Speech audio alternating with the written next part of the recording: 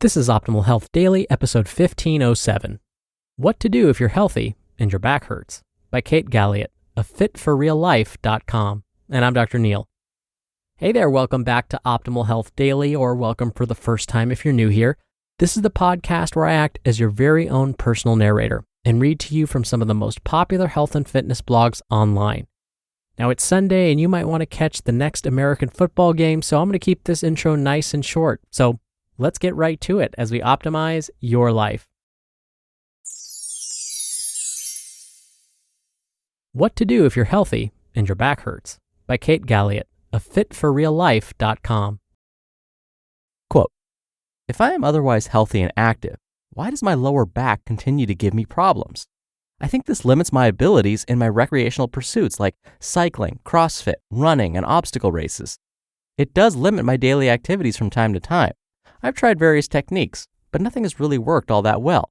What gives?" End quote. This is a question that was sent to me by a reader of Fit for Real Life.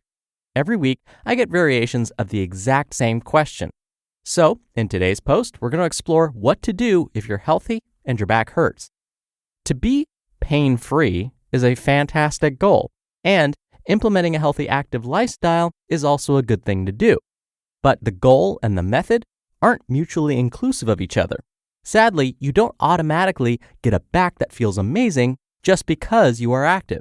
It seems like you should, but that's not the case. Think of it this way. While you might be a very active person, what kinds of activities are you doing when active? And what does the rest of your day look like with regard to movement? The answers to these two questions will help to explain why you still suffer from back pains and are equally important. Let's begin by looking into the first question.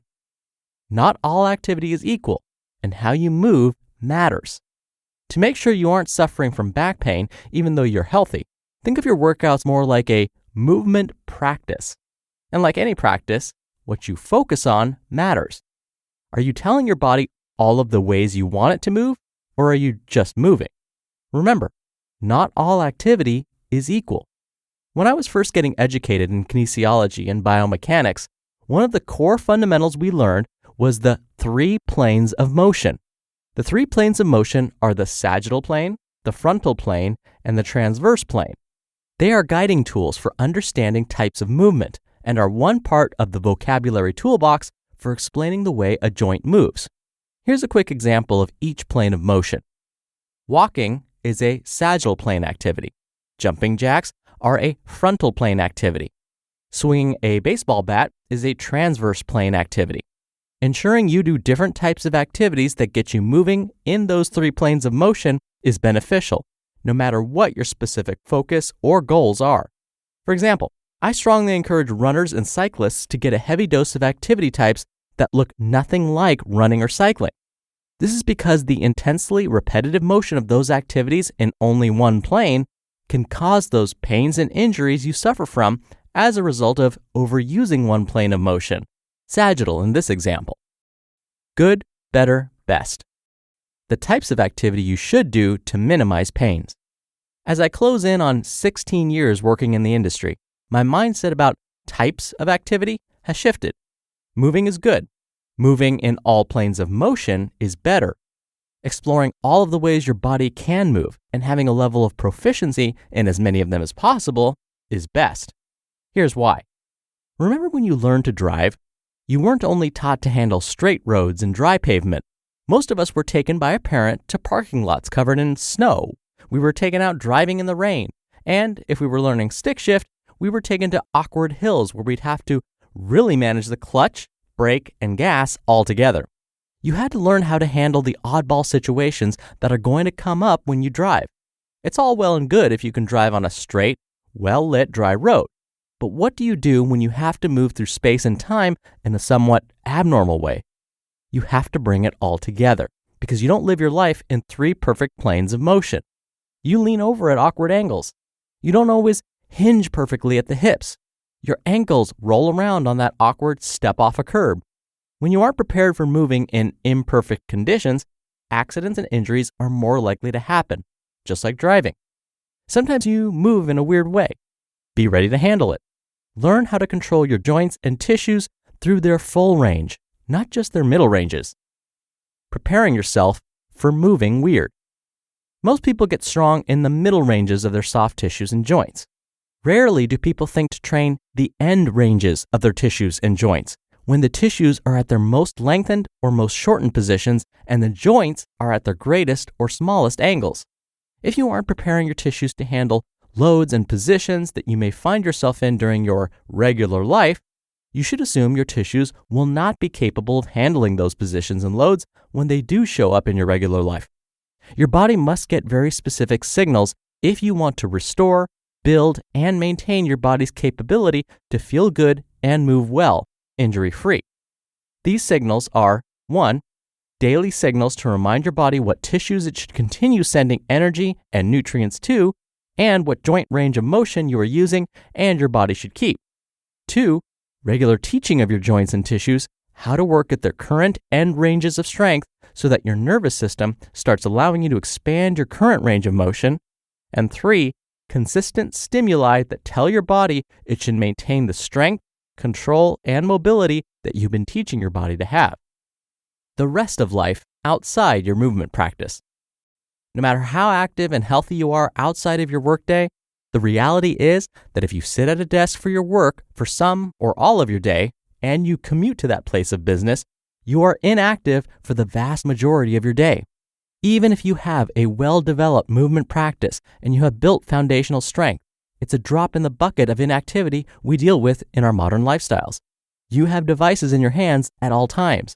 You are doing repetitive movements more than ever, like typing, texting, tweeting, etc. Recent data have noted that the average person checks their phone 60 times per day. I'd guess more often if you're active on Tinder. Your body needs a signal to cut through the noise of modern life. The signal needs to say, stay stacked, stay mobile, stay strong. And so how you use the time during the rest of your day, outside of your movement practice time, will absolutely impact something like your back health. Send the right signals. Be mindful of your body and the positions you're putting it in. You just listened to the post titled, What to Do If You're Healthy and Your Back Hurts by Kate Galliett of fitforreallife.com. Dr. Neil here for my commentary. I'm going to share with you a story, and you have to promise not to laugh like my friends did. You promise? All right, so I was into training my quote-unquote core. I was into exercising at this time. I did a lot of core movements like twisting and lifting and doing compound movements. Of course, I would do plank position and sit-ups and training my back. Even with all of that training, much of my day was still spent sitting because of my job. So there was a moment when I was actually shifting things in my room. I was moving my television set. I was repositioning things. And at one point, I lifted a maybe 5-pound max box. And I didn't lift it using the best form. And again, we're talking no more than 5 pounds. And I lifted it, and as soon as I lifted it, my back went out. And when I mean went out, I mean I couldn't move. As soon as I lifted that box, I had to put it immediately down. I think I dropped it, and I couldn't move my body because every single movement hurt. I basically had to crawl down to the floor thinking that would relieve the pain. It didn't. And then had to call for help because I couldn't get back up. It was that bad. And we're talking about lifting just a 5-pound box when I had been lifting much heavier weight, obviously, in the gym. And so I love what Kate mentioned at the very end. Be mindful of your body and the positions you're putting it in. We may take it for granted that, oh, we're just lifting something kind of light. I'm not going to use proper form. Oh, don't listen to that part of your brain. Always, always use proper form. Always think about the health of your back. And if you've never experienced this, I'm so glad for you. I hope you never have to. But here's what happens when your back goes out. Everything hurts from head to toe. Because the back is where your spine is, and the spine is full of nerves, and those nerves branch out to every part of your body. And so if that part of your body hurts around the spine, pretty much everything else is going to hurt too. So yes, take care of your back and be mindful. Did you laugh at me? I hope not.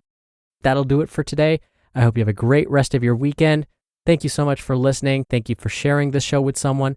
And I'll be back here tomorrow as usual. So I'll see you there where your optimal life awaits.